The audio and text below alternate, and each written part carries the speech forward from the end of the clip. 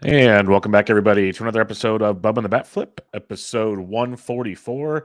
Continuing our positional previews of the 2023 fantasy baseball season with the outfield part due, going ADP 16 through 30 and some deeper options as usual to get you ready for the 2023 fantasy baseball season. You can find myself on Twitter at BDintric and my co-host is always on Twitter at BatFlipCrazy. Toby, how we doing, my friend? I'm doing pretty well, Bubba. Yeah, I remember the part deux. Yeah, we don't talk about part twos around here. No. Just the part deux. But things are good. Things are good. We're getting closer to the season. Got 5 projection systems in my spreadsheet. Feeling great. They're updating on a regular basis. It's fantastic. So couldn't be happier. I've got like another week at the least before I start my drafts. I could start anytime in February and still align with my goals for the off season. So we'll see how I do once I get there.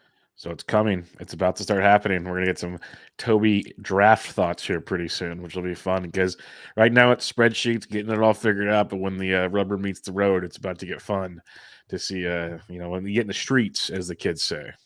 So, for sure. Yeah, I'm excited to test it all out. How is it? I don't know if it was. No, I don't think it was last week available yet. How are the projections looking now that you have all of your toys in play? And I'm referring to ATC now being involved with the Bat X and your steamer and all that stuff. How are you starting to feel about your projections? I'm feeling all right. I think generally feeling good with the process. My process is a little bit different, and there's a question about this later on. I'm actually weighing kind of the bat and steamer a little bit more this year.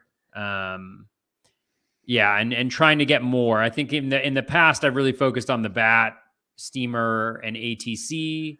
And I think I'm trying to integrate other ones. So right now I have Baseball HQ projections in there. Yeah. And then I also have Razzball and steamer, but I'm essentially weighing the bat 40%, steamer and Razzball 20% each, because the Razzball is based on steamer. That's what I was going to ask you. Okay, perfect. with some playing time and other adjustments. So kind of trying to do that. I think that's nice because I think it's good to get wisdom of the crowd on the plate appearances for sure. 100%. So I'm weighing those ones most heavily, and then I think like 10% Baseball HQ and 10% ATC at this point. I'm looking forward to having zips as well. I think there was a really interesting conversation, just about, and again, we have a question on it, so I won't get too much into it, just about aggregating projections and what makes for kind of effective or, maybe more helpful aggregations of different projection systems. So, and there's not one right answer, but it's I'm looking forward to digging into that more with you later in the show because with the GTE guys I'm working with Curlin and Jorge and Simeone, this is the first year they're going hard into the SGP and the projections, and they're like doing their own models. It's pretty fun to watch them talk. Yeah. And it's been a lot of that kind of like, how do they weigh which projections? And like I introduced them kind of to the Razzball steamer combination. They didn't really realize was a combination. They thought it was Razzball. Well, no, it's based on kind of a combination with steamer. Like, oh, so also you have to like weight things a little differently if you're using steamer already because you're already baking that in. So yeah, we'll get into that a little later. But it's a fun little puzzle, one of the mini puzzles to playing fantasy baseball. But I think some people think you just put projections into a system and it's like blurts it out, but you do a lot more than just plugging them in. There's tinkering to kind of fit your desired results, but more like where you think it's going to work type thing. So that's where it's kind of a fun situation. Yeah, for sure. And I think it'll probably change, there are interesting ways of thinking about how to do it, I think. And I honestly haven't thought as much as I need to, but I think that's one of the things is kind of, we get closer to the system is kind of honing in on them and seeing where maybe my own ideas about a player disagree with the projections and understanding a little bit why that might be happening. And, do you, even though the projection may not have a guy higher, do you still like him because of something that maybe you saw that the projection wasn't able to kind of attack? And then I think you also need to look at hitters and pitchers a little bit differently too. Because sometimes we can be better attuned to changes in pitchers than the projections can. Totally agree, and we'll get to that later in the show. Looking forward to talking about that. But let's get to some outfield talk here. We'll do ADP 16 through 30. I have them based since January 1st is what I went off of. When I made the list, there was like 14 drafts completed. I think there's like 16 now, like 24 hours later. So we're still in a spot where I could probably shrink it a little more, but we'll just go off of this. If for some reason guys changed and we missed them last week, sorry, but this is kind of what we got here. So the 16th outfielder, according to ADP at this point in time, and you look at an overall ADP of 58.75 is the Schwarbombs, Kyle Schwarber, who last year 46 homers, 100 runs scored, 94 ribbies, 10 stolen bases, hit a whopping 218. But when you do all those other things with the OBP skills, you can kind of figure out batting average at another date and time. It's the highest I think I've ever seen him get drafted, though. So that's where it gets interesting, Toby. I'm really curious to hear what your system says because he's even projected to be a stud yet again. Like projection-wise, he feels like he's pretty darn good again. And as long as he stays healthy, it's a big if, he's going to hit towards the top of the Phillies order. He's going to crush. And that's a beautiful thing. So what do you think about Kyle Schwarber? Because I've been so torn on him in drafts right now. Yeah, I mean, I think Schwarber is really interesting. He's the type of guy who, was going a ways back last year and fell a little bit last year because of, batting average and steals is what you were looking for. And he doesn't necessarily contribute as much in those. Well, lo and behold, with the 10 steals and the batting average still tanked, but home runs have become so much more important and so much more valuable. And so I think that's something that you just have to kind of work with in this landscape. The projections actually like Schwarber, about where he's going right now. I have him ranked as the 57th best player, ADP of 62nd. So a little bit of a value, like nothing overwhelming, but I think the projections like a little bit of a boost in batting average, closer to where his career average is, which makes sense. He had a career, well, not a career low, but for a full season, season, a career low in BABIP. The ground ball rate was way down, which resulted in a lot more power. The line drive rate was also pretty low though, too. So that may be the reason why that BABIP is different than it will probably be this year. A lot of the projection systems are looking at like anywhere from a 271 to a 257 BABIP. So the fly ball ways probably won't impact that, but great plate discipline, really good team that he's on, obviously. So you can see some of the reasons why, why he's moved up so much from last year. I think you still have to, navigate a little bit these waters of the batting average and steals. He could benefit a lot from the shift potentially, but and I think people are probably factoring that into the equation too. Just given like that profile where he's going and how I attacked drafts earlier, he's probably not going to show up on a ton of my teams, but there's no problem with it as long as you kind of account for it later on in the drafts and you're okay with a little bit of the lack of balance in one of your first 5 picks. Yeah, that's why it's an interesting team build because he's not going to, I don't think he'll have as bad a batting average as he had this past year, but it's not going to be elite by any means. So you got that into play, 10 stolen bases. I don't foresee him stealing a ton of bases. That was just kind of a cool thing. You never know. But like you said, the shift, he might benefit a bit, but he's such a high fly ball guy. Like those doesn't matter when he's shifting. But what's fun with him is like usually I think he might be getting pushed up a little bit also because everyone's concerned about power so much last year. And I get it because I've been trying to attack power early in drafts. And I'm curious, like I usually pass on him because around that point I'm taking starting pitchers. Now I wonder if I started my draft differently, if I'd be good going there because I've been trying to get like a Yordan or a Pete Alonso or an Austin Riley or one of those big power bats early that brings a better batting average, of course. But the main reason I'm going there is for power. So I'm wondering team build wise, if I kind of shifted things around, went a little more starting pitcher early or something, if Schwarber would kind of fit the team build idea. So I'll have to keep toying with that. It's kind of an interesting thing because I've never really looked at him because where he's going, it's totally like an SP2 spot for me. And that's just how my builds have been going. But if I change it up, he might actually fit what I'm looking at because, there's always power as you go through the draft, but I don't think there's a guy that you're confident if he plays 150 plus games, he's getting you 40 plus home runs. That's like a pretty nice thing to be able to lock into your draft. So be interesting to see how that one keeps unfolding. The 17th outfielder off the board, and this is a fun one because you're either all in or all out, it feels like, on Corbin Carroll. Right now, the Arizona Diamondbacks ADP of like 75. So you have between Schwarber and Carroll, it drops off like 18 picks or so, 15, 16 picks. So you get about a round or so between outfielders. And again, that could be the starting pitching situation. But Carroll made his debut last year, 4 homers, 2 steals in 32 games. Spent time throughout the minors. We've seen power and speed from him. Projected to be the everyday outfielder in Arizona.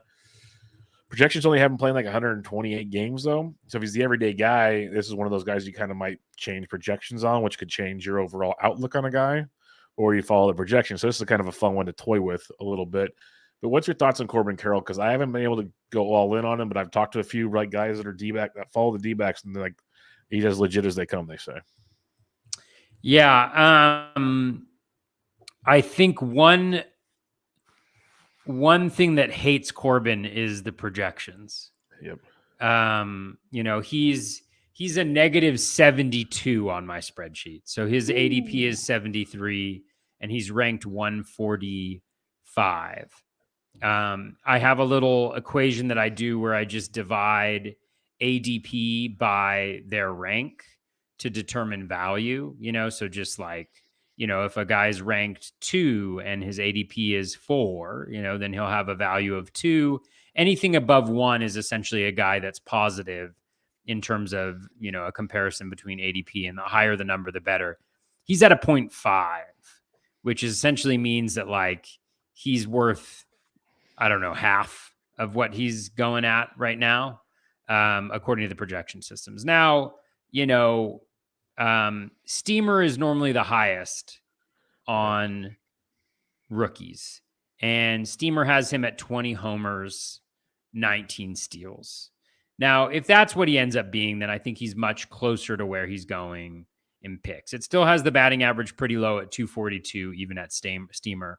Bat X is a little bit higher on the batting averages, as is ATC, but they're a little softer on the power and the steals. So, what are the positives is he's a top prospect. He's elite, speed. He's got some pop. He's hit every single place that he's been. That is worth a lot. Some of the negatives I think you can see in just how he performed.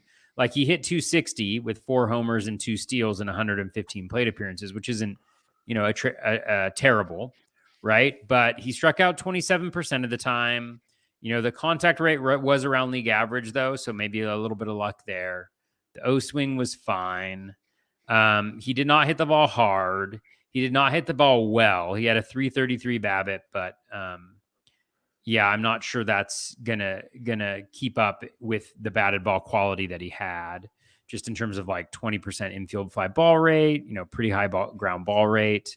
He did have a 20% home run per fly ball, but that seems high given, that's like an elite number. That's like a Schwarbombs type of number. The max EV was just mediocre, 107.5 in 73 batted ball events, only a 5.5% barrel rate. So he had as many barrels as home runs. The D-backs Chase Field is not a good hitting environment anymore. Not at all. So I think it's just one of those questions where it's like, do you trust kind of the numbers and the projections, or do you trust the scouting and the, player development stuff?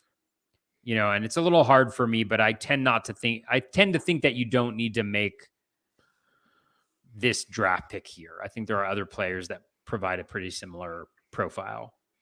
Yeah, I have not drafted Corbin Carroll, but it's like the people that love him, they obviously point to the projections being completely wrong. They fight the projections, and like I could see it if like you projected him for 145 games, like another 15 to 20 games, maybe you get closer to 23, 24 homers and 18, 19 steals or something. Who knows? And then it gets a little more interesting. But like some people think the ceiling's higher than that. I just don't see it yet, but could be wrong. And we talk about where we take our risks. This is kind of early for risks still to me. We're talking top 100 pick, still trying to get the base of my team put together. And Corbin Carroll probably won't be on the base of my team's right now. That's kind of the way the cookie crumbles, as they say. 17th outfielder, 18th outfielder off the board, sorry, is one Eloy Jimenez, ADP 77. Very popular name all over fantasy baseball Twitter these days. If he's healthy, we know he's great. Doesn't steal, but the power is pretty legit.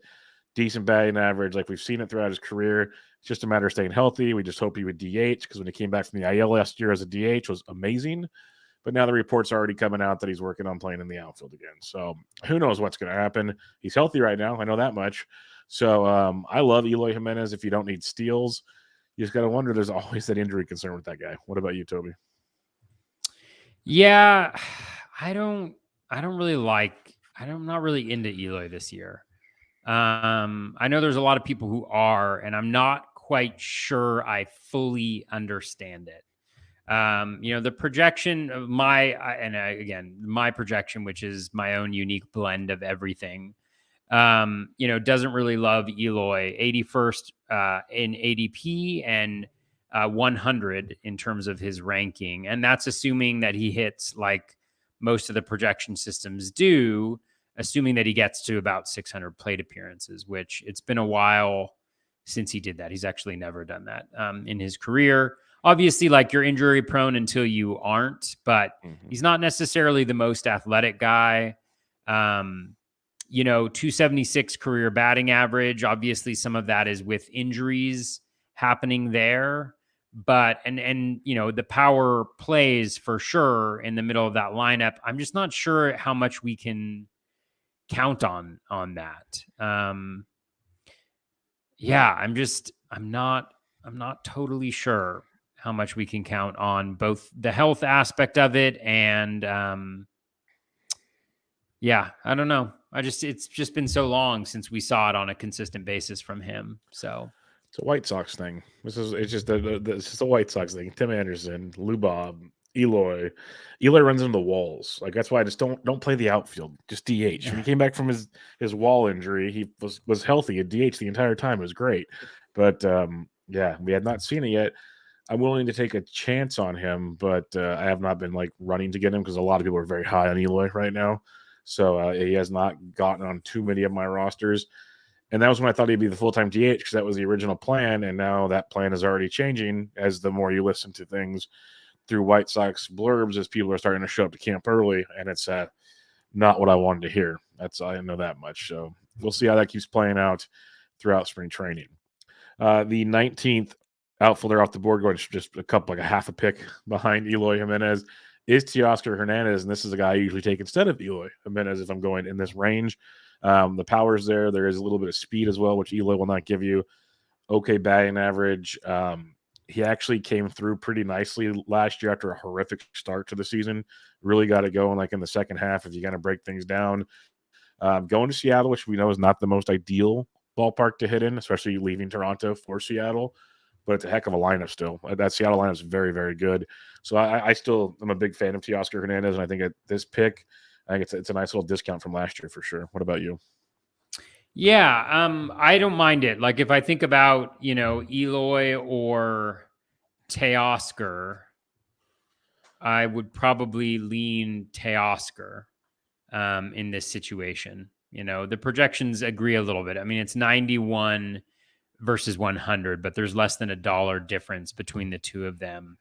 Teoscar struggled a little bit with injury last year, but he has been more consistent, in terms of playing recently, although he too hasn't hit that 600 plate appearance mark.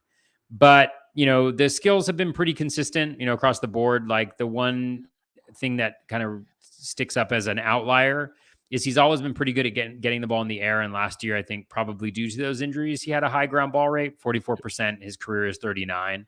So I think you see some regression there, which will help the power numbers, and the projections say that as well. He ranges from 28 to 30 home runs. When it comes to that, the plate discipline has been very consistent as well. Last year, 33% O swing, 32.4% for his career. Contact rate 68%, 67.7 for his career. So he's still got similar skills. It's not as good of a hitting environment, but Safeco isn't terrible or T-Mobile isn't terrible Guys for, like Teoscar. yeah, for homers. It's Yeah. not terrible for homers. I think he's not in as good of a lineup, but the lineup is okay. So I could see being interested in him because I don't necessarily think the skills have changed that significantly from his breakout year. And so it's just a matter of, him staying healthy again. So I would probably lean him over Eloy. I can see people leaning Eloy because of the batting average, but I think I'll take probably takes Teoscar. Yeah, I'm with you on that one. It's close. It's close, but I think the overall profile of Teoscar, in health wise, like last year was hurt, yes, but long term health wise has been a lot better for Teoscar. So we'll play that angle for sure. 20th outfielder off the board. It's a fall from grace when it comes to drafting Starling Marte, pick 82. 16 home runs last year, 18 stolen bases, hit 292. So the average is still great, which is what you expect. Power was kind of what we get. He's had a couple 20 home run seasons, but for the most part, he's a mid-teens guy. Stolen bases were down a bit. It was still a good season. Only played in 118 games, though, because he did battle injuries.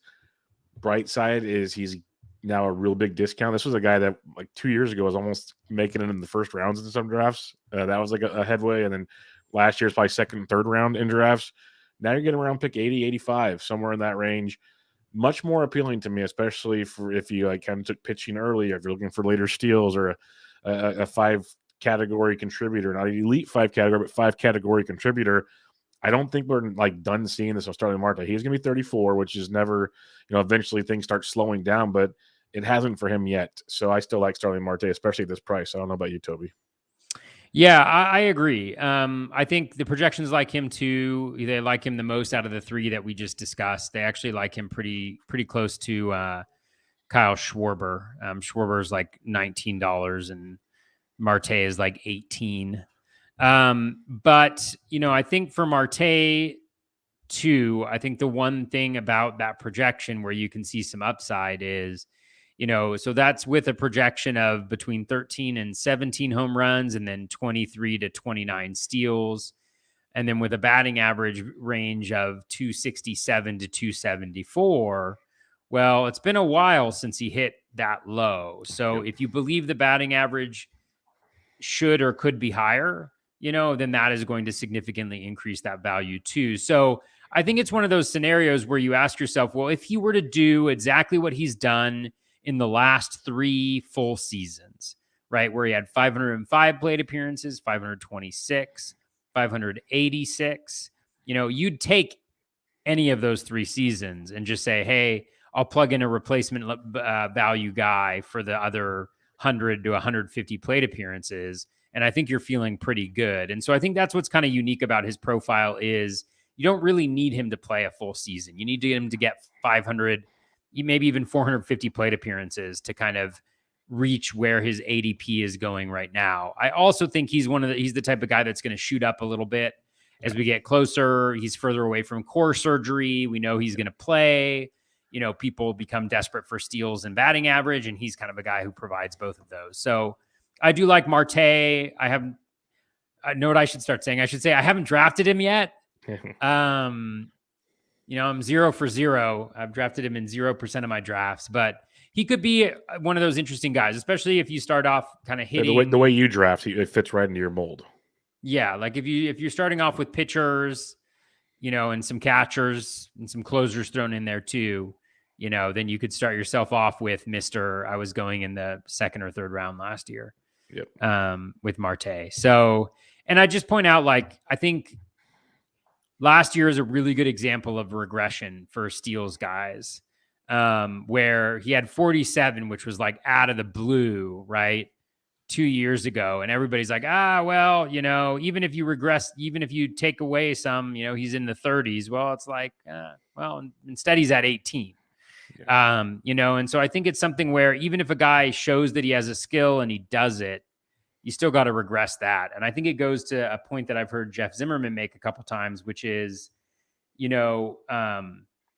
with the new steals environment out there, it's don't forget to still bake in regression. Regression is still a more powerful force than probably the rule changes will be. And I think that's important to note, not for Marte specifically, but just in general for guys who maybe had career highs last year in steals. No, this is kind of an off the outfield topic, but you talk about baking in regression. I just want to ask it in general because I have an idea, but for someone like yourself that uses projections so much, and most projections are pretty cautious when they put out their numbers. They're not like aggressive most of the time. So are they baking in the regression for you, or should you bake in more regression? Well, I mean, I think I would trust the projections, what they're spitting out, so a range between 22 steals and 29. So let's just call it, 25, 26 steals. Again, these are assuming around 600 plate appearances. Like the lowest plate appearance total is 563. The next highest is, or the highest is 601. So they're all kind of within that range. And I think if you look at that, I think expecting 25 or so seems like a very reasonable expectation for him. Whereas truly last year, you should have been expecting a pretty similar return for like a guy who's just 1 year older and had never really stolen at that rate before. I mean, I guess in 2016 he did have 47 as well, but that's a long time ago. Yeah, it's a little different. But yeah, no, that's it. Marte is a very intriguing option where he's going. I agree. He should get pushed up. Like he should be in the Corbin Carroll range at least. Come like the peak of draft season. So it'll be fun to see how that pans out. An outfielder going at ADP outfield 21, right behind Marte with an ADP of 84.1 compared to Marte's 82.1 is George Springer, who again injury riddled guy, played 133 games, most he's played since 2018. 25 homers, 14 steals, which is the most he's had since 2015. Hit 267, which is kind of in line with the norm for him. He's around 260, 270 without like a random odd year.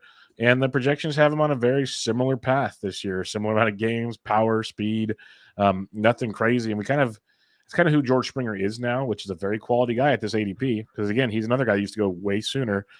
So he's another intriguing one for me in this range. What do you think about Springer, who I could see an argument for Springer versus Teoscar and Eloy at the same time?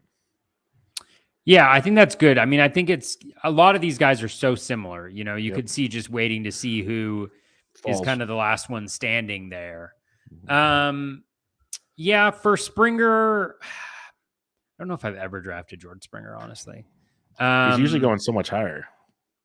He is usually going a lot higher. I mean, I can totally see it. Hitting leadoff, the batting average has been solid, throughout the career, 269 career, 267, 264, 265. You feel like you can kind of bake that in.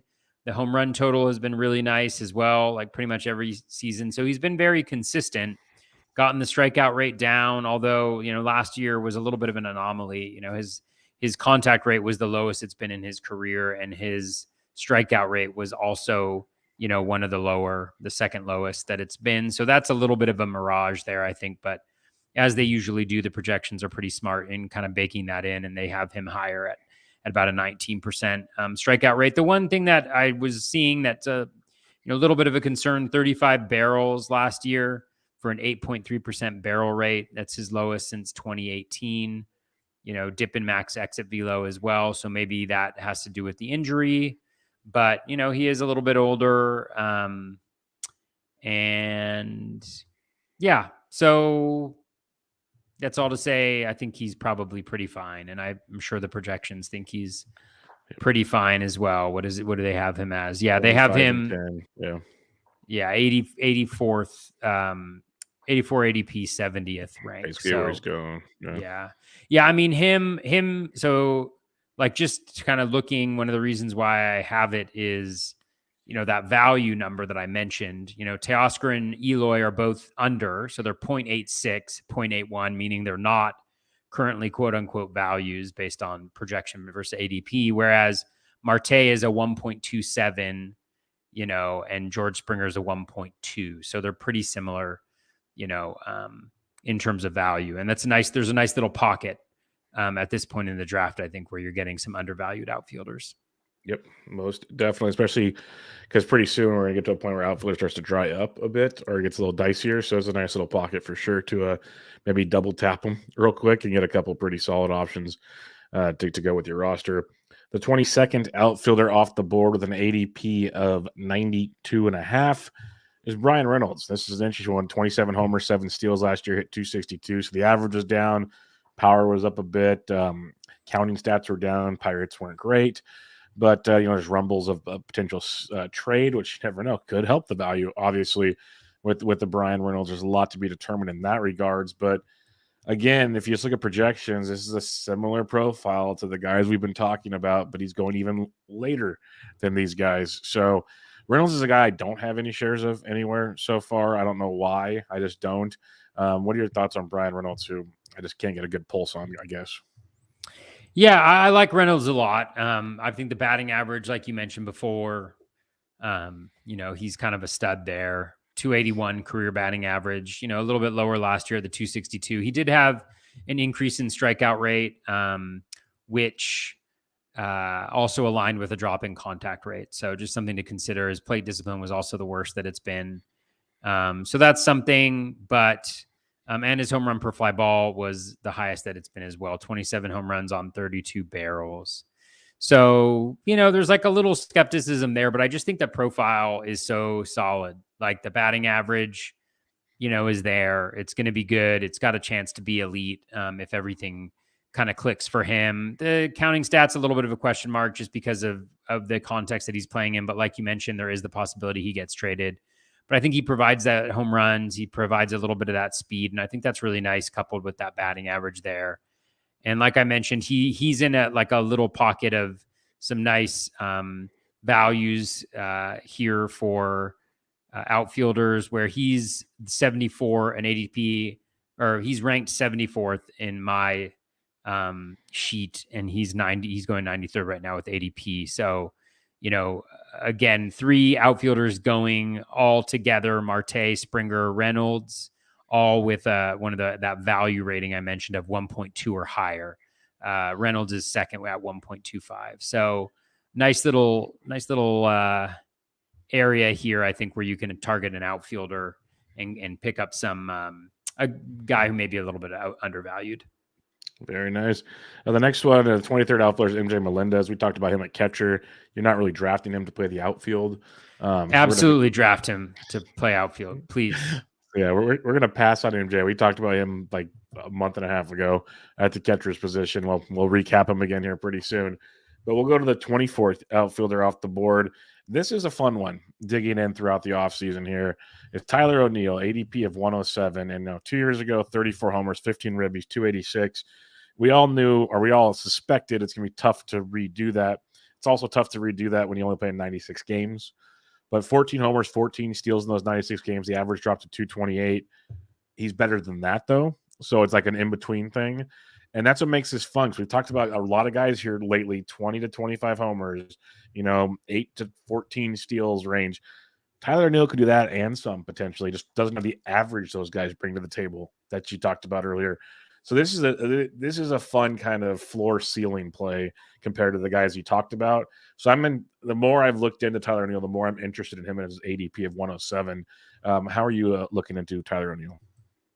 Yeah, he's really interesting. I mean, he had a god awful season. It couldn't have gone worse last year, and he still was 14-14, for home runs and steals. And it's not like you were just drawing blanks on that, additional 200 plus plate appearances that you missed on. So, while he was certainly disappointing, I think you still see the signs there of a guy who can contribute significantly. And the projections are in pretty consistent alignment, in terms of where they feel like he should be, somewhere in the 240s batting average wise, 25 home runs and 15 steals, essentially, is what it all kind of boils down to. And so he comes in at another guy who's providing some value, 103 ADP, and then at 94 rank. So, not as good as some of those guys going before him. I think there's obviously the consistency issues with him, but he's really good defensively, which I think keeps him in the lineup, even when he does struggle a little bit. If there's one guy who really needs the yoga narrative, Yes, who really needs to start 100%. doing yoga, with Aaron Judge and Giancarlo Stanton, it is definitely Tyler O'Neill.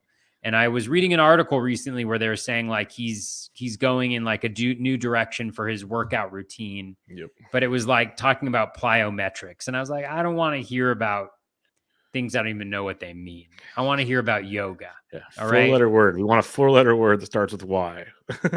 Yeah. I mean, this might contribute to the yoga narrative, but I have never really done yoga before in my life. Like I've done stretching, I've done things like that. And I did yoga for the first time in December. And it really changed my life. I haven't done it since. Changed it that much. But I mean, well, actually, I don't know. I do some yoga related stretching, but you know, it's so rare that we concentrate our minds and our breathing and our bodies in alignment. And so, as a result of that, I've started cooking more. Look at you. Yeah. So anyways, that's my yoga narrative. You should all go out there and get a yoga narrative too. It's good. It's good. Stretching, yoga stretching, whatever you prefer. It's very good. Trust me. Especially the older you get, very important. So go ahead, and do that. The 25th outfielder off the board, another guy that had a weird season. Started out really, really good and disappeared for a bit. Got it going a little late, but overall, Seiya Suzuki, who has an ADP of 109, 14 homers, 9 steals at 262. Not bad for his first run. He's better than that, though. He showed signs where he's a much better player than that. So he's another guy where it's like, and even the projections agree he's better than that. When you look at it, he feels like another, like this is a range from like 75 to we're still going of outfielders that you could see bringing you a nice floor with tons of upside if things start to click for these guys. And Seiya is definitely one of those guys for me. So I like him a lot at this ADP. I don't know about you. Yeah, I like Suzuki a lot too. Excuse me. Bless you. The sneezing narrative. I like Suzuki a lot too. He's a guy where kind of my own assessment differs a little bit with where the projections feel like he should be, because his projection is at 121st ranked, and he's 111th right now in ADP. So he's a negative 11, 0.91 value. So not a value or whatever perceived value player, but I really like him a lot. And the reasons I like him, he's got a great plate discipline, 25.6. So he's going to get on base. He's going to be able to score some runs. The contact rate is really good. It's much higher than league average overall at 79.5% and higher than league average in the zone at 88.9% as well. He's got speed, the 9 steals and 446 plate appearances. He's got a little pop. He had 32 barrels last year and only 14 homers. So, was that a little bit of bad luck? Was it a little bit of him going to center and oppo a little bit too much? Is it a little bit of Wrigley Field, which actually isn't a great home run park? Is it just, him being unlucky? I think the projection systems see him being a little bit unlucky, but I think the question is he the 25-9 guy that Steamer sees him at, or is he more of the kind of 20 homer, 9 steal guy that most of the other projection systems see him as? And I think I want to dive in a little bit more, because I know he finished on a high streak. He's barreling the ball at a really nice rate, 11%. He does have that great plate discipline, those great contact skills. He puts the ball in the air higher than league average amount as well. The K rate seems a little high for the contact rate. Maybe it's the CSW, maybe that's, it was 31.3%. So he's taking a lot of pitches. And so I just wonder if maybe he's the type of player that's worth a little bit of a risk. So yeah, he needs to be a little bit more aggressive. So his in zone swing percentage last year was 57.4%, and league average is 69.1%. So his problem, why the strikeout rate was higher, was he was not being nearly as aggressive. And so there's potential for a little bit of growth there, maybe if he is So do you side with kind of the projections and where they have him going, or do you just isolate Steamer and say, oh, he's going to hit 25 home runs and steal 9 bases? I don't know, but Yeah, it's tricky worth because discussing.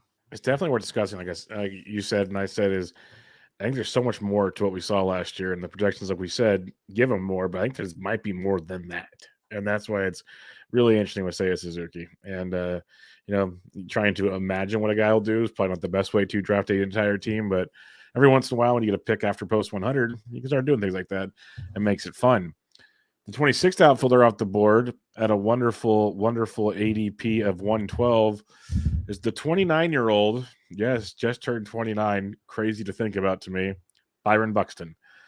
Man, oh man, what it could be if he ever stayed healthy. And projections have him playing like 130 games, which would be the second most of his career, and only the second time he's been over 100 games in his career, which would be crazy to think about. And if he did that, he'd be worth every penny of this draft pick. But Toby, I don't know about you. I can't trust that at all, which is terrifying because it's true. If he played that many games, the dude is a second round pick, maybe first round even. Like if he got to 140 plus games, he's done it one time.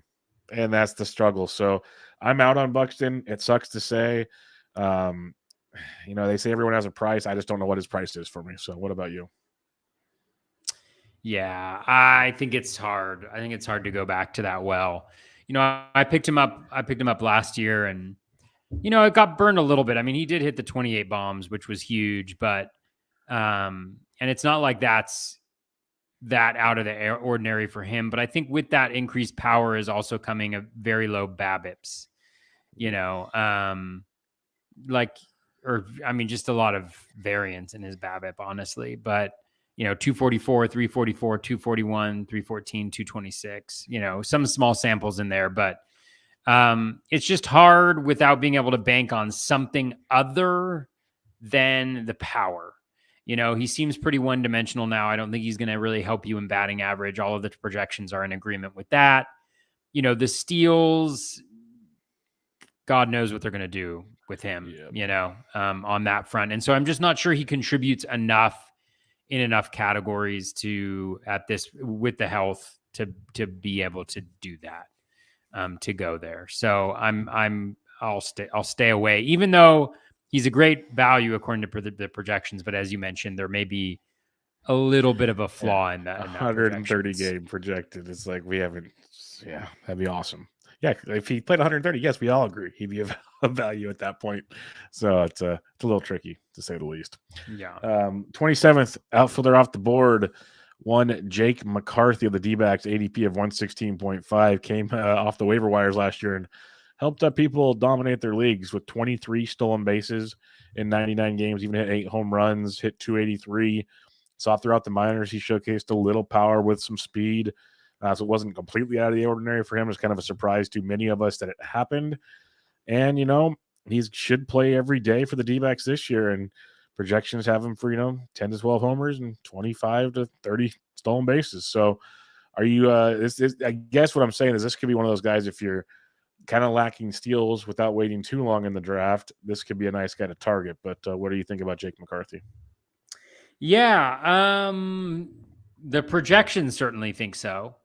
They have McCarthy as the 79th best player. He's going 122 right now. So that's a 43 pick difference between his, projection right now and and where he's going in drafts. So, but I think people are nervous about the playing time, a little bit of a crowded outfield in Arizona. I don't think McCarthy is, kind of young enough to constitute a like superstar prospect. So a little bit of surprise, I think, in terms of how successful he was. The batting average is a little bit elevated. I think the projections account for that. The power, he had 8 home runs, he had 12 barrels. So not anything extreme, but I think good enough. Makes a decent amount of contact, right around league average. So I think there's a little bit of give from what he did, last year. A lot of the projection systems bake that in. I think the speed is going to be the carrying trait, and I think we'll determine whether it's a successful pick or not. But I do like him going right here. we talked about kind of that group of undervalued outfielders. And he is in a little group of them, another group of them right here as well. So I do like McCarthy, a decent amount. And I think he's well-rounded. He's balanced, which I think is nice. Yeah, he's definitely growing on me throughout this draft season as I dig on him more and more and realize he is going to play every single day and potentially hit towards the top of that order in Arizona, which not the greatest team, but definitely serviceable for fantasy purposes. The 28th outfielder off the board at ADP 121 is Stephen Kwan. This is a guy that's really started to grow on me this offseason. 6 homers, 19 steals, 298 last year. I think the projections are low on him, to be honest. A few games too low and just overall numbers too low.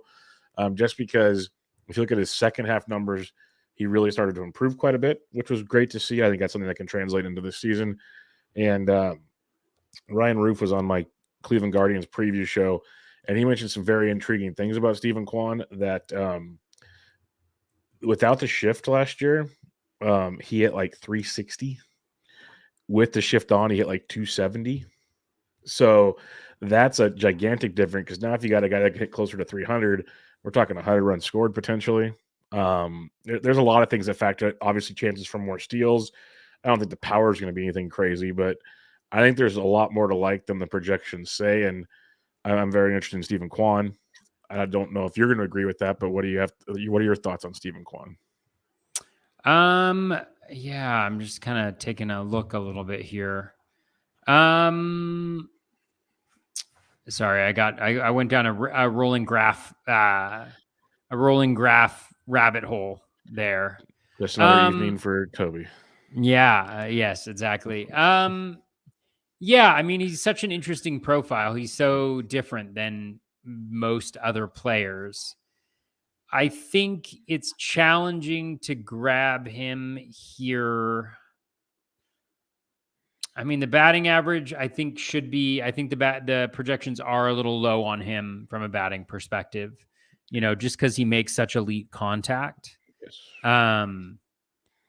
The power really is non-existent, though. No, I mean, the power sucks. Yeah. The power sucks. I don't think Steamer's on it with 11 home runs. I mean, he had 6 home runs, but 7 barrels, so really relying on pulling the ball in Cleveland where it's a left-handed hitter's dream. But he does play excellent defense, so I don't think he's going to lose playing time or anything like that. But, we also said the same thing about Miles Straw, who had not the same profile by any stretch of the imagination, but something similar. So I don't think I could go there. I just don't know if there's enough other things that he provides. But I could certainly see where a team that's lacking in batting average and a little bit of speed could turn his direction. Yeah. The projections hate him. Yeah, the projections don't but like as him you at all. mentioned, he's going ADP of 116 on my sheet, and he's at 157 in terms of ranking. But again, I think this is a question of whether you agree with the projections or not on him. Yeah, and that's why it's fun because there's always a handful of projections where it's like that doesn't make any sense, and that's one of them for me. I remember last year one that sticks out. We talked about it a ton, like Dalton Varsho. It's like he's going to play more than 90 games. Like let's fix this. There's always a few that just kind of it is what it is, and then it's up to you to decide what you want to do with it. That's the process. If you read the process by Jeff Zimmerman, they talk about that, so you can kind of tweak it if you feel free, but just make sure you know what you're tweaking for and why. The 29th outfielder off the board at ADP 127 is Taylor Ward, Los Angeles Angels.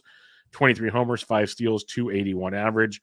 Phenomenal start to the season, and then it's kind of limped to the finish line. It felt like literally was almost not even worth starting on fantasy weeks to weeks towards the end of the season. What's your thoughts on Taylor? He didn't go full Jared Walsh, don't get me wrong. But what are your thoughts on Taylor Ward, who the end stat line is still very, very good, but there were definitely letdowns at times towards the end. Yeah. I want to say I like Taylor Ward. Then say it. I think I like Taylor Ward. He is a value on the spreadsheet, not that much, but 129 is his ADP, 113 is the rank, 1.14. I think he's a unique combination of plate discipline, very low O swing, 23.6%, which again, isn't always a good thing. but the contact rate is elite at 80%. And then he was also able to barrel the ball up 46 barrels last year at 12.1%. And he's going to be in a really good lineup. I think they like him a lot. So I think he's a guy that can provide that batting average and that power. And I think that's pretty consistent. And I think, didn't he crush it at the end of the last season?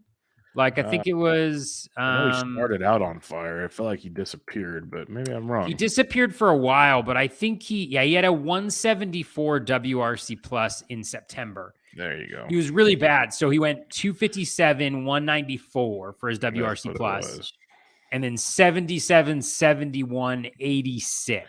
Yeah, now I'm looking at September numbers. He did have a big September. Yes, I stand corrected. Very big September. The power really dried up. But, I mean, I don't know why that is. Maybe there was an injury in there middle of the season. I don't know. But he was really crushing it towards the end. So I think he's a really intriguing pick. I like Taylor Ward here. I can get behind Taylor Ward.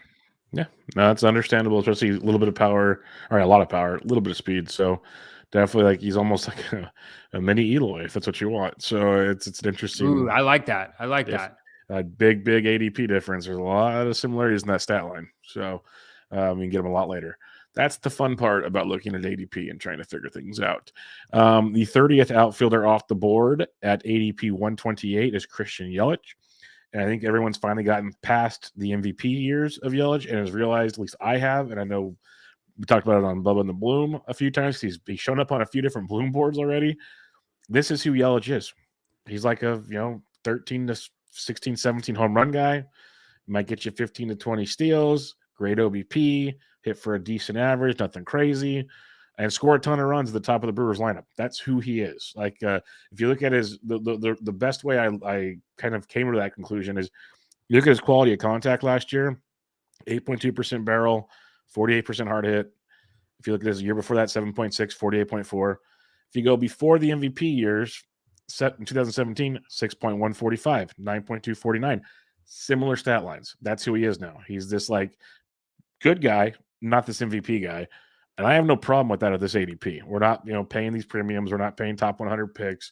You're getting like a 15-15 with a little bit of upside and legit could score 100 runs in Milwaukee. So I think this is to me, a really nice floor profile with a little bit of a ceiling. So I like Christian Yelich in this spot. I'm starting to like buy into him more because it's not as risky. The back's still a concern. Not going to deny that. But we've seen it for a couple years now. So I like Yelich. What do you got on him? Yeah, I mean, he's pretty much like identical to Ward in terms of like, a little slight value. He's interesting. I mean, Yelich is very interesting. I think what you said captures it perfectly just in terms of like the player he is now. And I think we need to kind of embrace that, extreme ground ball guy again, maybe the shift helps him. Yeah, I mean, that was one of the things that I was actually thinking about is that could be something where, like with the shift, there could definitely be maybe some benefit here just because he's so extreme, and if you can get that batting average up, not to, the 329, 326 of his MVP years, but like to that 298, that 282, that 284 where he was before, while contributing, 15 homers, 20 steals and getting on base a ton and scoring a lot of runs, that's a pretty nice profile going at this point in the draft, I think. And so I am, and it's also like 14 home runs on 34 barrels, that's definitely a pretty low rate right there. So I can see it. I could see being interested in him there. This is another little pocket here with Ward, Yelich, and McCarthy. And to a lesser extent, Seiya Suzuki. With Suzuki, it may be a situation where if he falls in the draft, like that I'm fine kind of scooping him up if maybe he goes a little bit below ADP or if some of the guys going ahead of him go. But, I could definitely see interest in Yelich and he's going to play every day, like there's not really a concern about that. And I think that's beneficial. I think the Brewers are going to be a terrible offensively. That's one of the challenges, but. You do? You really think they're going to be bad, huh? Yeah. Wow, that's a fun, interesting take right there. Okay, interesting. The Brewers as offensively? Yeah. Oh God, yeah. Who do they Yeah, have? Who's their you got cleanup hitter? Brian Anderson? Rowdy Tellez. Get off of him. I mean, Yelich, Adames, We're, Tellez, we're gonna do this, aren't we? Contreras, Yep. Williams Winker, is my guy. Urias, Be nice. Mitchell, Taylor, Bryce Terang. Yep. In the NL Central. That's a great offense. That's very top heavy. But I wish them the best of luck. you did promote Tyrone Taylor last week, so you might want to change your tune, friend. I mean, that's because where he's going. Like, I mean, I'm kidding. may the odds be ever in your favor for this offensive team. I like him. I'm a Brewers fan in regards to, especially to their ADP. You can get a bunch of them at this like 100 to 300 range, which is, as we've learned from the Royals, Bubba, good fantasy offense does not an offense with a number of fantasy relevant players does not make a good offense in real life. 100%. And maybe that's where maybe we both agree on this. We're just talking about it differently.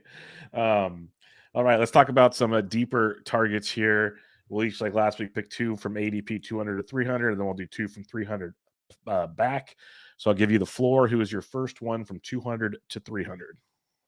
Yeah, I'm going to go here. I don't love this range. I picked like a couple guys last week, and I was like, dude, I have to pick a couple more from this range here. I'm going to go with Jorge Soler. ADP, at least on my spreadsheet, of 288. He's ranked as the 255th best player. You know, that's a 1.13 on the value meter, if you will. You know, the batting average is a little bit of a concern, but the power is legit. I think it's a matter of health for Soler. And last year was really, you know, it was the first time in 3 years that he struggled with injuries. He was in a new place. I think the expectations are low now for him. He had last year, you know, 22 barrels, only 13 homers. I think mid-20s homers is a perfectly reasonable expectation. And I think if he can pull that off, I mean, as long as he's got a reasonable batting average, you know, you're going to generate some value from that. And I always think there's the possibility that he takes it, you know, kind of next level. Most of the projection systems have him between 550 and, you know, 480 plate appearances. I think he probably plays every day. I think he's the only real masher in that lineup. And, you know, he's going to be kind of etched into that DH role. And I think he can run with it as long as he's healthy. I think that he has a little bit of after getting the contract. So I see him playing every day. And I think if he does that, he'll be golden. Yep, could be a nice little bounce back for sure. Yes, this range is not ideal. That's why I think the guys we just talked about might be worth grabbing a few or going later. But I just had to give a shout out because he's got a full-time job now, it looks like, at least mostly full-time job. That's Trey Boo. So Trey Mancini, ADP around 278 right now. Going to be the DH most likely in Chicago with chances to play maybe some first base, a little bit of outfield, but should get out there 140 so games. Projections have him for 138. He's played over 140 in 6 straight seasons, or 5 straight seasons. He's put up over 20 home runs in 4 of the 5. I don't see how he doesn't get 20 plus again, unless Wrigley's just really bad for him. Hit you 250. Like, he's just a solid stat line, no speed, but you can get 20 and 250 and maybe 70 and 70 at 278. I'm a fan of that. And that's very doable if he does play 140 plus games. So, and again, just later options. I like some Trey Boo. Things, you know, there are some declining things that are kind of not the most comforting, but overall, is, you know, his quality of contact, his barrel rates, his hard hit rates, you know, max EV was down a bit compared to what you're used to last year, but the barrel rates and the hard hit rates are similar to what we've seen over the last 5 years. And that leads me pretty comfortable to another, you know, like I said, 20 homer plus season with 250 in him. I'll take that with Trey Boo. Who is your second one? Next one I'm going to go with, and this guy's a little bit of a shot in the dark, but I think he's one of these, you know, last week, Jenny Butler asked about like the kind of profiles you're targeting later on in drafts. And there's a few different ones, but I think if you're going for like that, you know, high reward, high risk player, but at a lower ADP, I think you could do a lot worse than Jose Siri. He's going around pick 300 right now. He's 262 ranked in my spreadsheet. That's a 32 ADP difference at 1.12. Obviously, some concerns about him being platooned, which you can see in his projections, which range from 450 to 500 plate appearances. But with that, 450 to 500 plate appearances, the projections have him at about 15 homers, 15 to 18 steals in that, short amount of time. And so you can kind of see the upside there. That projection has him, rated as the 200 and whatever I said, 262nd best player. If he's elite defensively. So, there's some competition there with Margot and with other folks, but I think defensively he's the best center fielder they have. And so if he can hit a little bit, then I think he can cut out some playing time for himself there. And I think that might make him a valuable guy to have. And players with his profile can go on some runs that can bring you some pretty nice value over a short little run. So I like Siri. Yeah, he's an interesting one. I could see both ceiling and floor being quite a gap with that guy, but there is definitely some talent there. Another guy with a massive gap is Estuary Ruiz, who I'm going to put out here just because, again, range isn't the greatest, and this is a fun option. ADP around 238, and he's projected to hit ninth for the A's, but that doesn't bother me as much as the projections have him for like 102 games. At least ATC's got 123, but his overall stats are the same, so that made no sense to me at all. I think the A's have no reason not to play this guy. Like, he has to be really, really bad in my mind to not play. So I would think you're seeing more like 130, 140. Because right now, if you look at the roster, who's taking his job? Christian Pache. Like, if that's what they're going to do, then you shouldn't have traded for Ruiz. Like, go see what the kid has. Stole almost 90 bases last year in the minors. He hit 171 in a short stint in the bigs, but throughout the minors, he was a 250-ish, 240, 250 hitter. If he can do that in the bigs, 240, 250, never a big strikeout guy. So that's big, and that translated last year. Still 19.4% K rate in his short time in the bigs. So that's promising. Walked a lot more in the minors than he did in his little sample. If he can walk more, which is obviously great for the steals game, because he was like an over 400 OBP guy a lot of the time in the minors, which would be electric with his speed. We're talking massive steals from Esteury Ruiz. This is a big ifs and whats and buts and whatever. But I just think this is one of the projections playing time wise, overall production, we'll see. But I think he plays a lot more than 102 games for the A's unless he's just horrific. And at that point, you're dropping him anyways. So an ADP of 238, I'm intrigued with the upside of the ceiling that Estuary Ruiz could bring to the table. And I'd be willing to take a chance in certain leagues based on your early draft status. That's about it.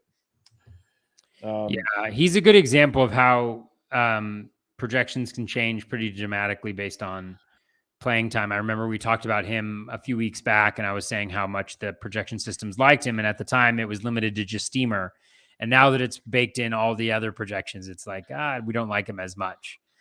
So it's interesting just to see from kind of a 1 month to the next how dramatic of a shift there can be in the way a player is showing up as a value or not.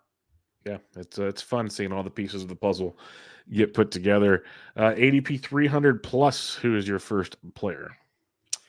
Yeah, this is kind of a throwback to last year, and I didn't mean to just choose Marlins, but I'm going to go with Avi Garcia, who I liked a lot last year. He is an ADP of 328. His projection is 221st. So he's a significant value, almost 1.5, 1.48. Like if you liked Avi Garcia last year, it's hard to see what has changed all that much. Obviously having a horrific season, being injured, not really seeming like you're showing up in the shape that you need to is one thing. But, if he can stay healthy, I think there's power. There's a little bit of speed there as well. There's the batting average. And so I think there's a lot of potential there for return. So I do like him quite a bit, Avi Garcia, as a late outfield shot. I don't hate it at all. My first one, I'm going to say Drew Waters. This one is a little more appealing to me now with the trade of Michael Taylor. to Minnesota. I think with Waters, and you could even do Edward Olivares if you wanted to as well.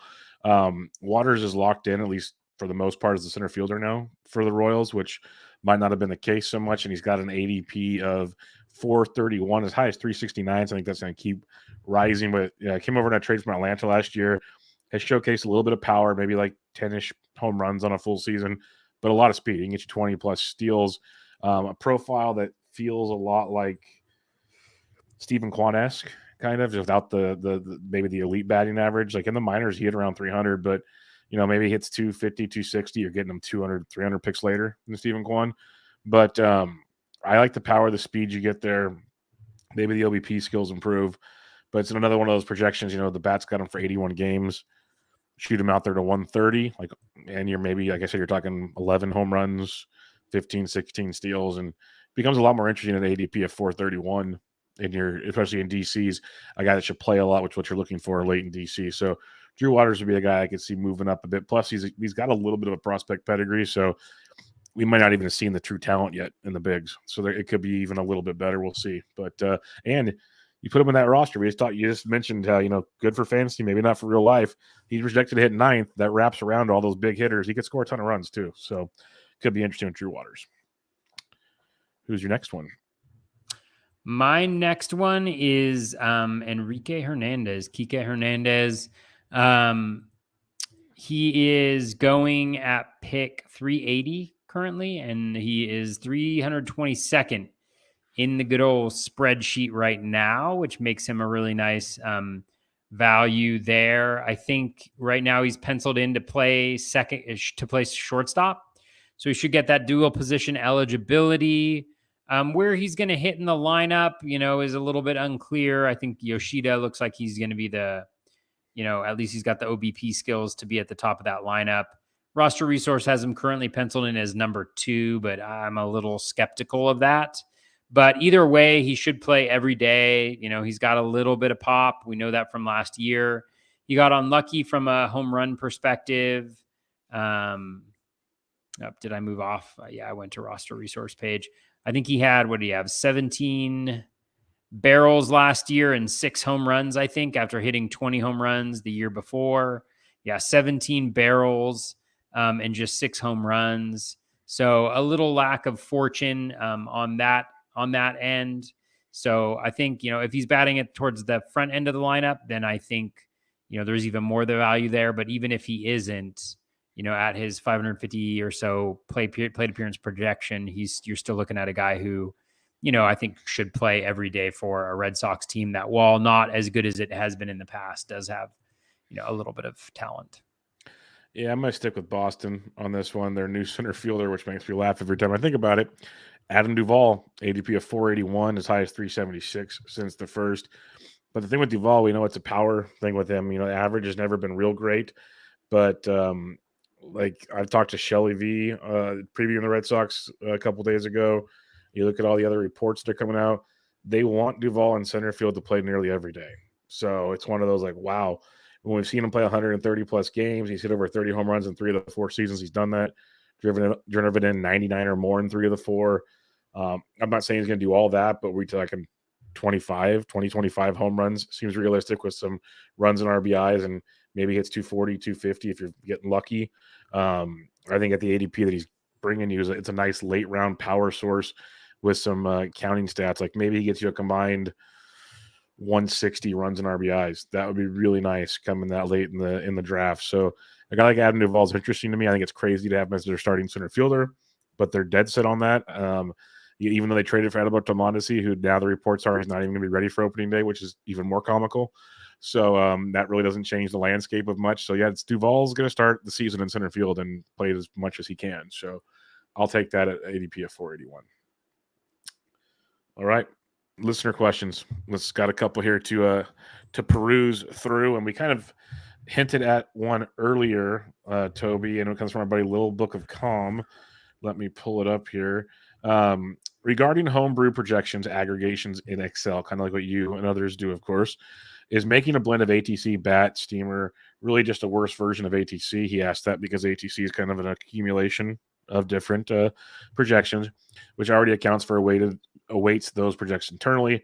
Is there a benefit to using a homebrew aggregate over ATC, especially one that includes ATC?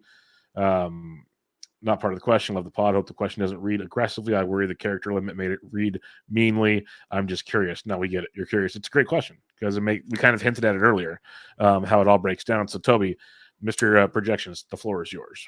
It was such a mean question. No, I'm just kidding. It's very thoughtful of him to throw that second email, just making sure it's clear. So I think my thinking has evolved a little bit on this, and I'm going to try to answer this one without, rubbing any people the wrong way as I kind of respond to this. So I think in the past, a few years ago, even I would have just used ATC and I would have just kind of thrown it in there. And because it is an aggregate of projections, I would have used that. And I think ATC has been very successful, over the long period of time at being a great, at being a projection system that is an effective projection system. And so I think if that's something that you want to do, I think that is totally cool. But I think my line of thinking on it has changed a little bit recently. I think, there's a lot of different analyses on the various projection systems, strengths, weaknesses. And I think what kind of comes out in the wash of it is there are certain projection systems that, tend to be a little bit better. And then but they're all seem to fluctuate season to season. And I think there are also changes in the environment that aren't even accounting for the projection system in and of itself. And so one of the things about it is ATC is an aggregate. And so it takes these kind of, it's I don't know how to explain it, but a second level projection in the sense that there are people who create their individual projections and it tries to take the best of those.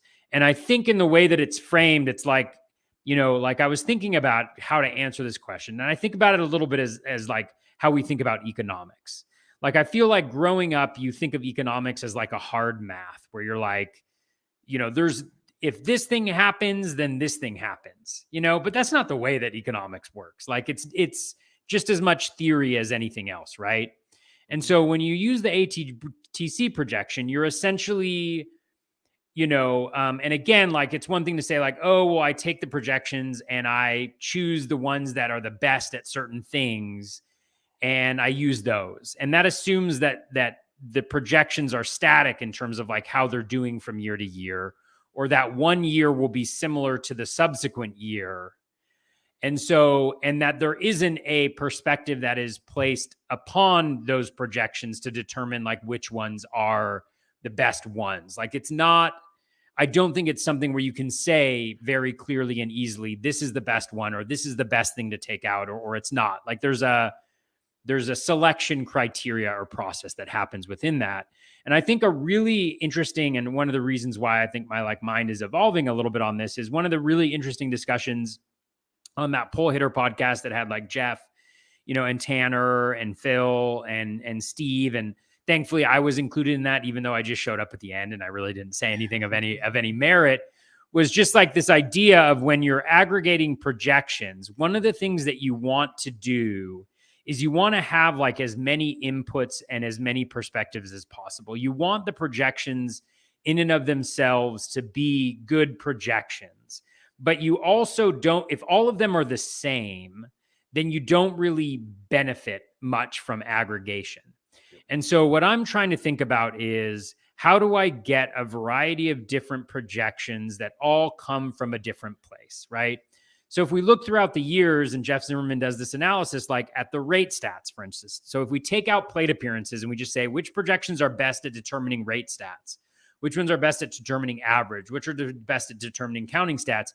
It fluctuates, right? And in many situations, the Bat X, is, at least I think in the 2021 one, was the best projection system at that. It was actually the plate appearances that was the difference.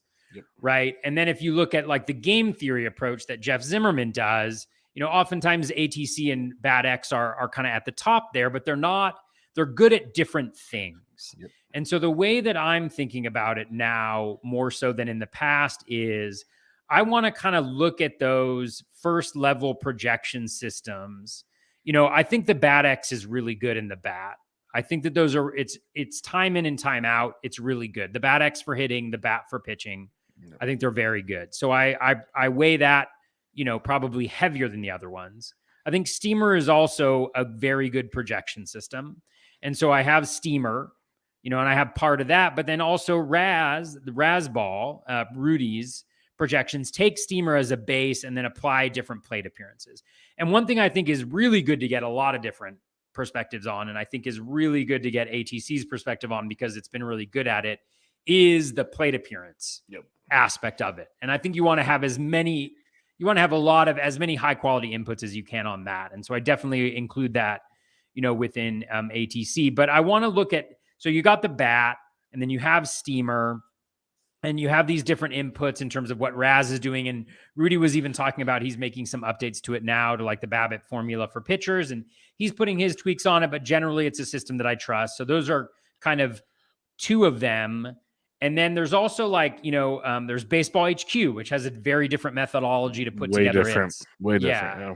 And then there's also Zips, which has a very different methodology. And Jeff was talking about this, that actually, that system is based on it essentially has comparison. So it looks at similar player seasons, similar ages, and it makes projections based on that. Now, it's not as effective as the other ones, but it's taking this data that isn't necessarily built into the other ones, and it's incorporating it into this kind of meta projection. And so, that's one that I'm really excited to be entering into it. And then I think ATC as well is a part of that for mine as well. But it's really hard because you don't know, again, and I have the most respect for Ariel, and I think he does a great job, and ATC is a great projection system, but it's kind of his perspective, right?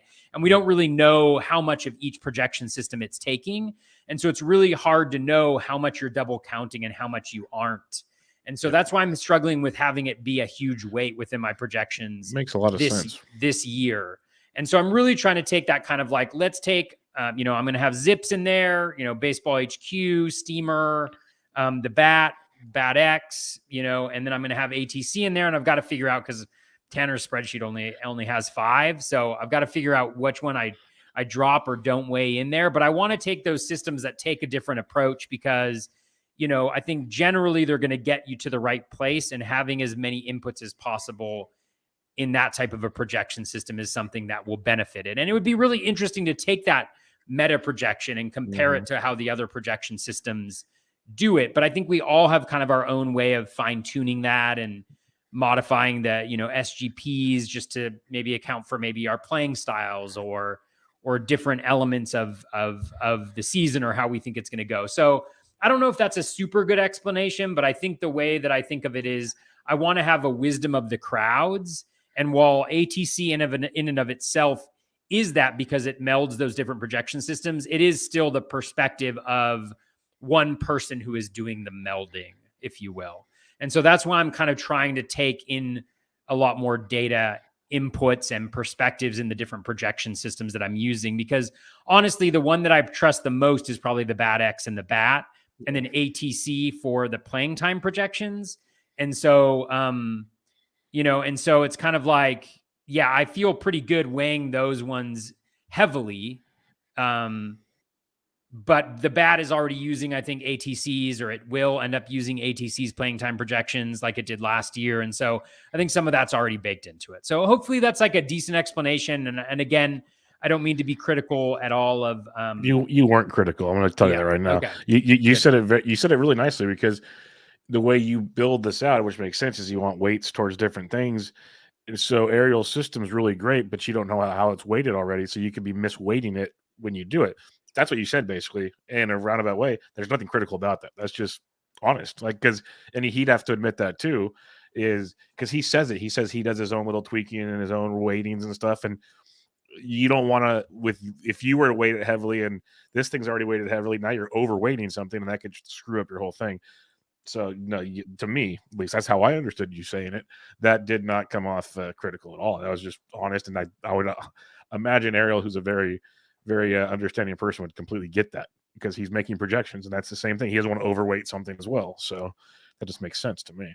But my question for you, this is nothing crazy, because this wasn't on the agenda. No, everything you said made total sense. I just wanted to add on to that real quick. And this is, again, you just said Tanner's sheet only allows 5 projections, so it's kind of difficult. Have you ever thought about using was it Master Ball with Zola? Because I know a lot of guys use that one as well. Oh yeah. I'm I don't have access to it. I'm not a subscriber. You need to be a subscriber. Yeah. And I have been a subscriber. I was a subscriber one year. Todd was very kind and offered. He won TGFBI. He gave everybody in TGFBI Yeah, a free he gave subscription. yeah, totally. And again, like, I mean, and I know really smart people use his projection as part of their aggregate as well. So again, not a criticism of that. I think that's a great system, and a lot of really successful players use it. If I had access to it, I certainly would probably include that as an input.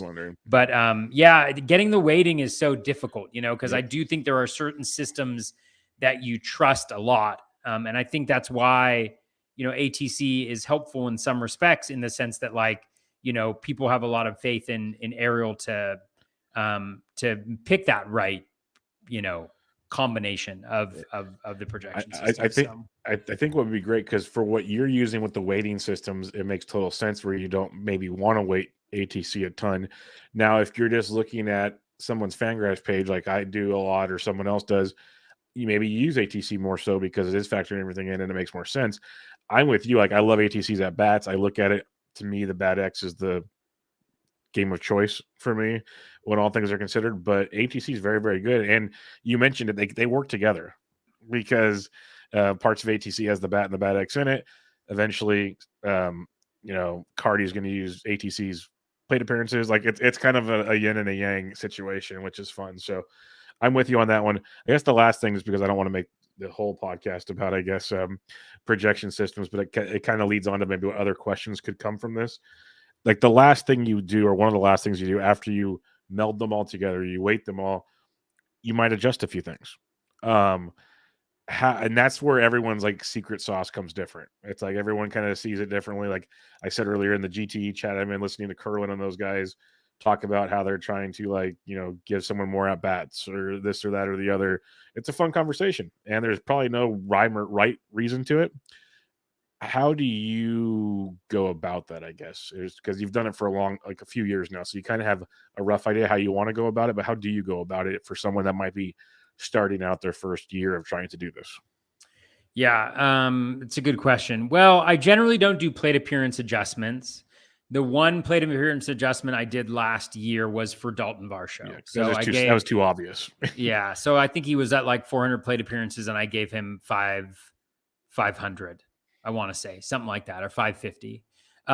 This year, I've only done it for one player, and that's Lars Nootbaar, where he's coming in at about 450 plate appearances, and I think I feel comfortable giving him 550 because I think he's a really good player. I think the Cardinals like him a lot. And I think he probably hits towards the top of the lineup against righties at least. So yeah. I feel pretty good about that. And I think that the valuation that I have in my system with him at 450 is just totally off. Like, I don't agree with it. So that's like one, but I will make very few plate appearance adjustments, just because I think wisdom of the crowds and getting as many inputs on that as possible is kind of a better tactic, if you will. So I think one way that you can do it is, like, you have your SGP. So essentially, like, how many runs or RBI or batting average points is a standard standings game point. And you can play with those numbers to account for different things. For instance, like last year, which was probably a reason why I struggled offensively, was I looked at it and I said, you want to know something? The thing that I'm most worried about is being short in steals and batting average. So what I want to do is bump up a little bit the value of batting average and steals, and knock down a little bit the value of home runs. Gotcha.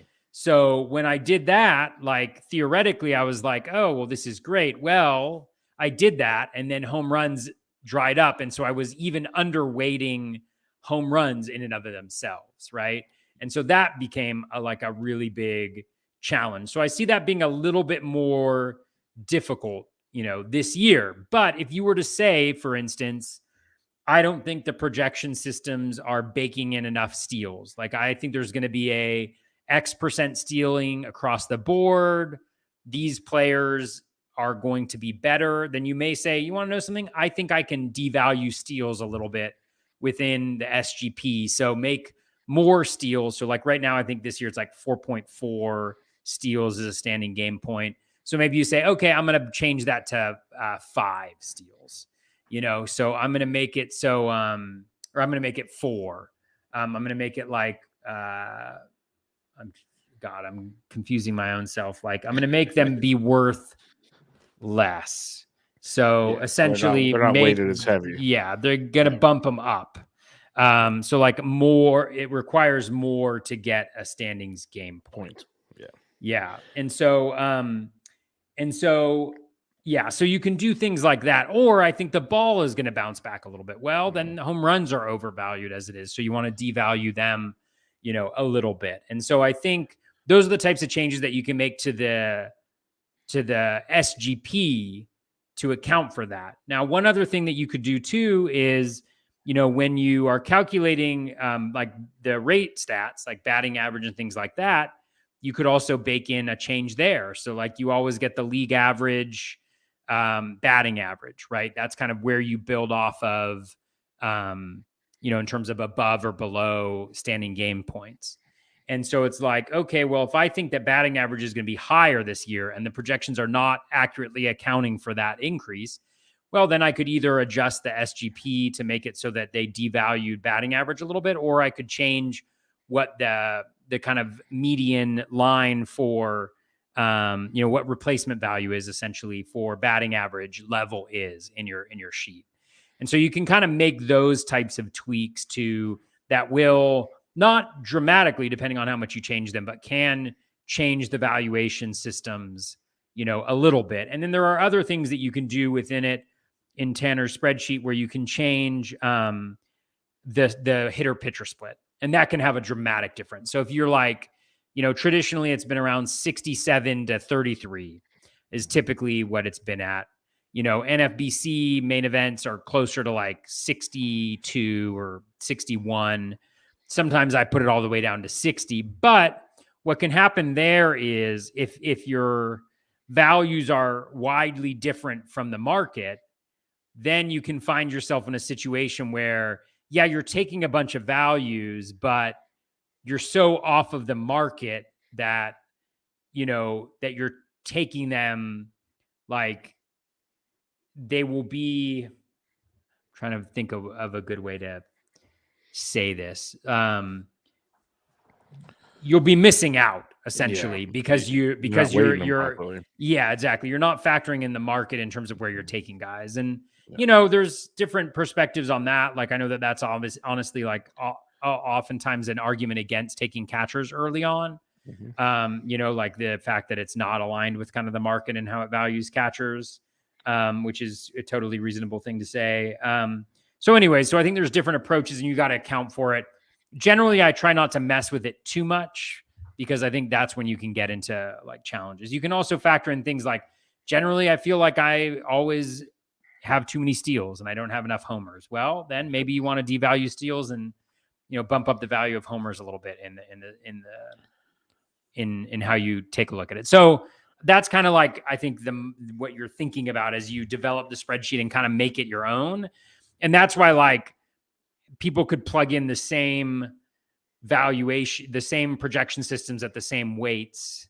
And the spreadsheet also allows you to choose the weight, essentially. So it's like, 0.4 bat X, 0.4 this, 0.2 this, 0.0015 this, if you really wanted to. So that's why, like, even with this, using the same projections, you will sometimes get different valuations for players, is because the different hitter pitcher split or different SGP formulas. So it's really hard to get the exact same spreadsheet unless you run it the exact way that Tanner has set it up, which, you can definitely do that. And I think it's a super valuable tool doing that. But I think learning how to adapt it is also a good thing to learn. I love it. That was a nice little crash course there. And I recommend checking out. The process goes deep into these things, the projections, how to tweak them to your likings and whatnot. And obviously Tanner's a part of that, and Tanner has his spreadsheets you can get and pretty self-explanatory once he sends you all that stuff too. So yeah, it's very interesting stuff, and it's a nice way to kind of customize it to the way you like it, but also not going crazy because you still have to kind of fall within the boundaries of the projection, if that makes sense. Like you can't just go, you can go wacky, but if you do that, you're not going to be successful. That's just, you're crazy, but you can still kind of make it to what you need, what you like, your style, but still kind of be fine tuned with the projection and keeps you within a range of, outcomes that make sense, I guess, if that makes any sense at all. So I like it quite a bit. All right, we got one other question for you here from our buddy Dave Petroziello of, and it's a Corbin Carroll question. He says, "I'm iffy on Corbin Carroll at his price, but did you guys see the tweet? And I'm not sure if it's from someone we know. It was like 2 or 3 weeks ago, but the tweet said, with the new rules, he should steal 40 bases. Well, if he does that, his current price, if he steals, is pretty obvious. I think we're both kind of curious about that price. We weren't really in on him at his current price. I don't know if he steals 40 bags, to be honest." Yeah, I think that's way too high. And one of the things that I think is important is oftentimes like a criticism of projections is that they're too conservative. And projections they're median projections. So like it's the median expectation. If there were 100 seasons, and you put them all together, this is the most likely season to happen. They're median projections. And I think the challenge is when you start doing things like Corbin Carroll is going to steal 40 bases. Yep. Generally, when you do that, you don't just do that for Corbin Carroll. Like you have a mentality that, these projections are conservative. And as a result, they're under guessing all the guys that I like and that I think are going to be really good. And the nice thing about a projection system is you have 14 players in your lineup. And so the projection system and the way they work, it's like regression to the mean. It's like of those 14 projections, some of them will be wildly off. Some of them will be pretty on target. Some of them will be over. Some of them will be under. But the most likely outcome is towards all of those stats that you're counting that are within the projection. And that's why I love doing that within a draft is that actually gives me a pretty good sense of my team as a whole, where its strengths are, where its weaknesses are, what I can expect from it. And that accounts for some players being better, some players being worse. And I think it's a really good way. Like our biases are strong, like every bias you could imagine operates in fantasy baseball. And so one way to kind of take that out a little bit of the equation, not entirely, right? Because we want to have fun, is projection systems. It's a good check. It doesn't mean you can't be excited about a player or think they're going to be doing really well. And maybe you have that one player, like maybe for me, it's Lars Nootbaar, where I'm like, I'm giving him 550 plate appearances and that makes him the 110th best player. And I'm going to go for that. And I think that's fine. And I think that's great.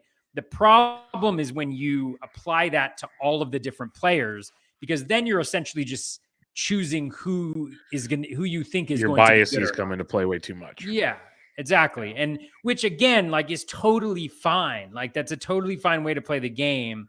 But for me, in the way that I'm thinking about it, you're trying to eliminate those things from it. And some people call that fun, Bubba. Yeah, I agree. I just call it biases. Yep, it's weird. And that's what really makes this whole thing fun as it's developed. Like when I first started doing even these podcasts, like projections were there, but they weren't as deep as they are now. There wasn't a lot of guys with spreadsheets. There wasn't a lot of that stuff, and that wasn't even that long ago. So how far it's already come in that amount of time, and it's very valid. Like I joke about, I couldn't even tell you what Baseball Savant was when I started, and now, you got those, you got projection sites, you got everything, and that it's still very fun. And it's just, they're great tools to use, and they can be intimidating because trust me, I'm a guy that struggles with Excel. Like I'm horrible at Excel, but if you have the time, it's worth it. If you don't have the time, well, use the projections, and there's places you can get projections like that from if you pay a couple bucks. Like Rudy's got a great setup, HQ's great. Like there's ways to do it if you don't want to do it yourself. But the point is, you can do it yourself, and it's a pretty cool setup that'll, I think, take you to the next level if you can do it the right way, because it brings certain things to life that doesn't make sense. Like I keep referencing the GTE guys, but it's the first year they're doing it, so it's funny watching them kind of talk through it all. And when they run when they upload like a new projection into their thing with their ratings and weights, it there's always a couple guys like, oh man, this guy stands out, or this guy, or like they just like Simeone, like again, I don't think he cares if I say these things, but literally just did his first draft since using this setup now with all the he waited like you wait till all the projections were in, and he did his first draft, and he drafted almost strictly off the spreadsheet, like straight up. And he's like, this is awesome, like I'm doing things and like I didn't do before, because it's just like it kind of brings the whole puzzle together a little better. And obviously there's not going to always work perfectly, that's obvious, but it still highlights a lot of things too. And so that was very interesting hearing them talk about it from a first timer thing. So again, my point, you can be new to this. It took them a lot of times, long time to figure it out. Like the three of them together, a lot of text messaging back and forth. But once they got it figured out, they've really, really enjoyed it. So it's a cool little setup. For sure. And I think one thing that's really nice about getting the dollar value too is that if I were to say, all right, Bubba, you could have a player who's hitting 265 with 20 homers and 5 steals, or you could have a guy who's hitting 280 with 18 homers and 3 steals. Who do you want more? Yeah, and you could be like, I mean, there's ways to think about it outside of giving it a numerical value, but having a numerical value can tell you, as long as you agree with the process that you went through it, like which player is more valuable. So you're not like, well, I think it's that one, or I think it's that one. And there's other ways to do it, right? You could just say, well, I value batting average more, and I think I can make up those home runs, so I'm going to go with that guy. But it's really nice for player comparisons, because it's like, yeah, you need something to tell you outside of like your intuition, what is a more valuable player in a lot of instances, right? Because it's like, that's an easier example. Another one could be a guy who's hitting 290 with 10 home runs and 10 steals, or a guy who's hitting 210 with 30 home runs, and 0 steals, like who's more valuable? I have no freaking clue. So, but my spreadsheet tells me. Yep. No, it's a great point, because like, yeah, we could all have arguments on why. We could both be right in a roundabout way. But in the end, you look at the dollar sign, and that just tells you right there, if you trust your system that you built, it's pretty cool setup to watch it all kind of come together and do all that. So fun conversation. Great question. I enjoy this stuff because I understand it a lot more than I ever did. I still can't put it to a computer because it's time consuming for me to figure out, but I'm getting there. It's close, but it's fun to watch people do it because I understand it now, and it makes a ton of sense. And I think it's one of those things. It's like they use the term adapt or die type thing. That's not the way this is going to work, but it definitely helps a ton. It helps a lot, especially like when you're in a draft room and there's an actual clock and you're on a timer. To be able to have that spreadsheet sitting right there helps you make those quick decisions a lot easier. So I like it. I'm curious to see how Toby his like first drafts start going using his, he's worked on the projections. He's made a point to stay diligent and wait until it's all done. So now he'll get going. I'm curious to see how it goes with the first runs of this. We'll see when that gets started. I'm trying to think. I want to do fast drafts, but maybe I'll do one slow DC in December. Test it all out. Yeah, just to get back in the swing of things, and then do a couple express DCs or something like that before hopping into the real thing. So we'll see. All right. Well, we'll wrap it up there. We'll go back to how we started the show. Any thoughts on the outfield position?